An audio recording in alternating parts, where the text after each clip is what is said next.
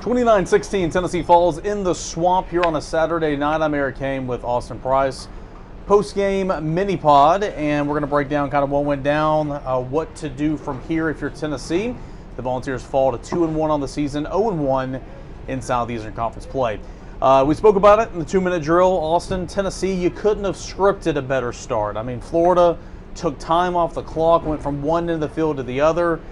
Missed a field goal. You got the ball back. You marched down. You scored. Joe Milton was accurate. He threw a touchdown in that first possession. And then from there, the wheels fell off in the first half, and it was a little bit too late whenever Tennessee started playing better in the third quarter. Yeah, again, we talked about this a little bit in the 2-minute drill. Just you couldn't have scripted a better start, and to have the defense, just fail to get off the field over and over again that first half.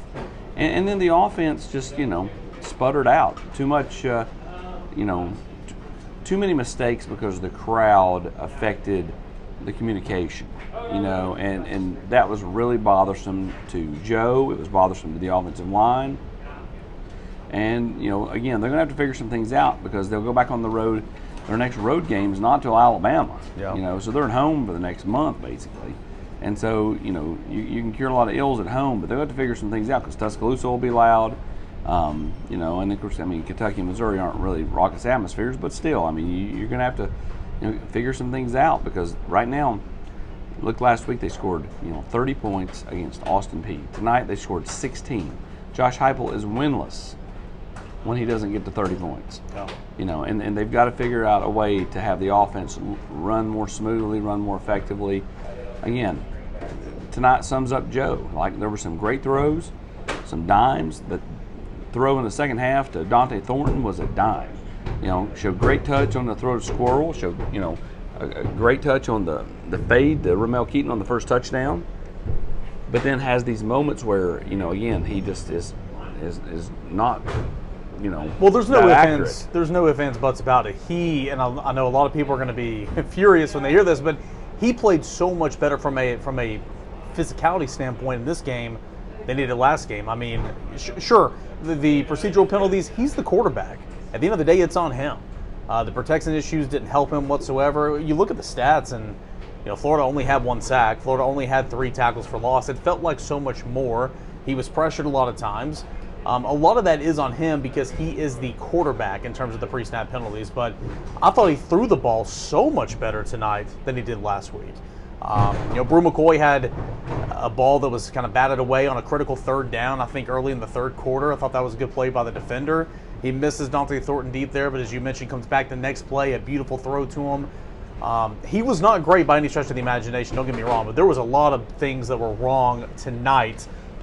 Yeah, more so than the quarterback. But it doesn't matter. Like, you remember, we're talking to the Volquesters out here, to the fans that are listening to this, and in their mind, they're wanting Nico. They look at the number of points tonight, man, and yeah, Joe threw some dimes. They scored 16. Yep, 16 points, and that's just not good enough. And they're used to, again, Hendon, who put up 1 million points last year.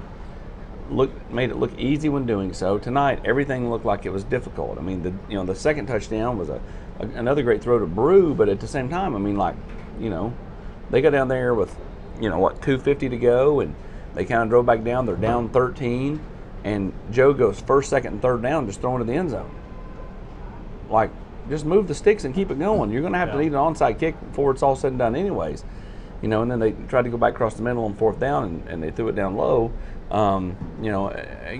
Listen, it's all about wins, losses, and points. And right now, the points aren't there for Tennessee's offense, and he's the quarterback. So that's ultimately what people are going to look and talk about. Yeah, he's improved. If you don't think he's improved, you're not watching. You're not watching the same guy that 2 years ago literally couldn't throw a check down. That first drive was great. Joe Milton threw a great throw out there on that swing pass to Jalen Wright. Hit him in stride. It's on third down too. Great throw. Great touch throw to Ramel Keaton down the sidelines or not Ramel Keaton, but Squirrel White, when Squirrel White had beaten his man.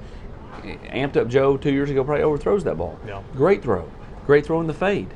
But then again, they go into these lulls. I thought Tennessee didn't try to run the football tonight early. They did it in the second half. And again, like I said in my post on the board, I thought Jalen Wright was a man. Yeah. But like I thought their first half game plan was lacking. Well, of course it was, and Tennessee ran the ball well with Jalen Rod in the third quarter, but just like Florida against Utah, it's like, well, my God, you're down 24 points or however much it was at one point. I mean, you can't run the football, especially with, especially with the the clock not stopping.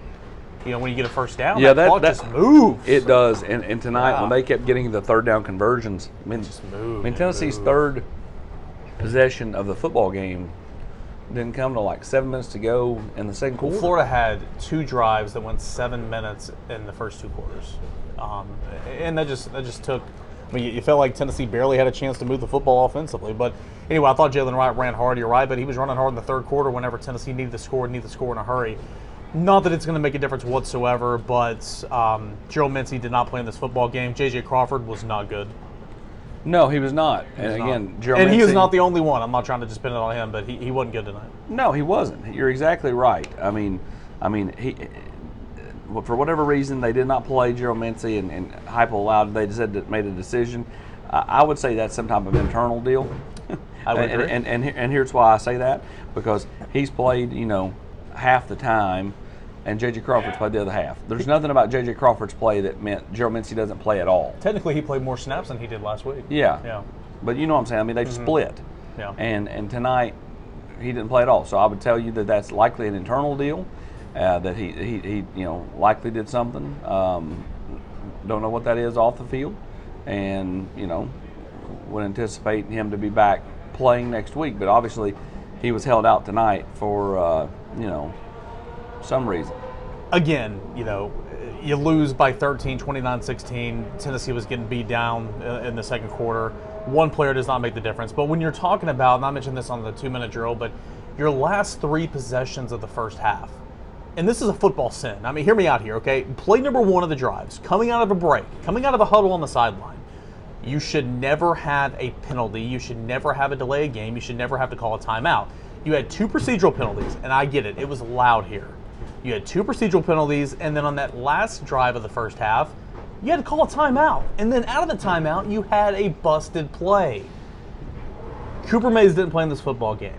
Again, he would not have been the reason Tennessee won in this game because, again, it just is what it is. But how much of that is just not having a guy that's been a 3-year starter out here to kind of help combat some of that? He played against Georgia last year where Tennessee struggled, but I got a feeling he would have helped a little bit tonight in that regard. Yeah, he would have. And again, the coaches made the decisions they made. So, you never know quite what goes into the decision-making process. Sometimes you do, but I think that they've got to go back to the drawing board again. I look at the score. 16 points defensively. They made some second half adjustments. They got off the field in the second half. Yeah. Still not good enough, considering this is a Florida team that I will maintain will lose several more times this season. They're not good. And keep in mind, they won tonight. They beat Tennessee's butt, but they are not that good. I like the offensive game plan for them coming out. Those little shuffle passes to Eugene Wilson. Number 1 gets a playmaker involved for Florida. Number 2, it gets Mertz feeling confident. Yeah. A couple first downs and all that, and Eugene Wilson the third. Trey. We talked about him might being a difference maker in this game. He was out. He left the game early. After that first down. And so the point is, they don't have many playmakers. And I agree with you. I think this is just going to be a so-so team. Again, we'll get a couple more thoughts here, then call it quits tonight. It's a long night. Did not think the linebacker play was great tonight. Didn't think linebacker play was great. Obviously, there were some missed tackles all over the place, and that Kamal Hadden. That Kamal Hadden play down there on that long touchdown run to ETN where he just bumped him, didn't wrap up. That was very bad, to say the least. Yeah, it was. It was not good. It was it was just. You can't do that. Yeah. You can't just try to shoulder a guy. It's bad. When there's nobody behind you. True, but. At Neyland last year, he went in for the hit on Pearsall on the far sideline, didn't wrap up, and Pearsall scored too. So this was back-to-back years he did something stupid like that, and the guy scored. Just not a good football play. No, it's not. And again, that got Florida's crowd into it because if you get a stop there, he's going to pick a 15 yards first down, whatever, on that play. But if you get a stop there and you get the ball back, I mean, how does the game change? I mean, it's a trickle-down effect. I mean, again, Florida beat Tennessee's butt tonight in a lot of ways, and Tennessee beat itself in other ways. And the officials weren't great. I mean, they had their hiccups. Fourth down is a very bad time to kick the football, and you're having to respot it. And that was the situation there late in the fourth quarter, whenever Tennessee was going for it on 4th and 3 or whatever, and it looked like it was confusing because they were allowing Florida as a substitute. Tennessee didn't sub. They reset the play clock. All types of confusion on 4th down. And again, Tennessee converts, goes scores. I'm not saying Tennessee wins. It was just that was one situation, one scenario where the officials weren't great. Another one there towards the end. This isn't on the officials, but Amari Thomas is going to be without him. No, apparently they went back. They went and reviewed it. Not targeting. Not targeting. Well, so he won't miss the first half next week. That's what. Again, we were on the field. There was all that confusion as to what the heck was going on. They drug him back out of the locker room. But Chris Lowe told me down here that when they went back and reviewed it, it was not targeting. Well, it's big because obviously starter on the defensive line, you don't want him to miss any time. But end of the day, just not good football. And you're exactly right. 16 points is not good. Joe has improved. 16 points leading this offense is not good. Offensive line, not good. Run game again, you liked what you saw in spurts, but a little too late. In defense, a lot of missed tackles, not good at the second and third layer, and didn't get as much pressure as you had in the first couple of games. So got to go back, go to the drawing board, kind of fix some things.